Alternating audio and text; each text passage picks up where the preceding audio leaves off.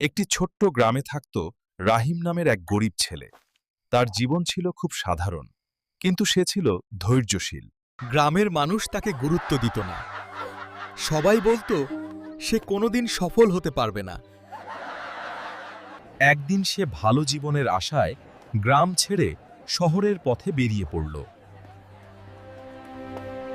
শহরে এসে তার জীবন আরো কঠিন হয়ে গেল। অনেক সময় তাকে না খেয়েই থাকতে হতো। এক রাতে সে সিজদায় পড়ে আল্লাহর কাছে কাঁদতে কাঁদতে সাহায্য চাইল। হঠাৎ এক মানুষ এসে তাকে কাজের সুযোগ দিল।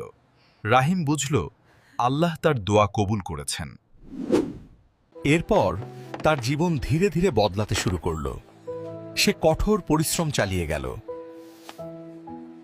শেষে সে বলল, যেদিন আমি সব হারিয়েছিলাম সেদিনই আমি আল্লাহকে পেয়েছিলাম।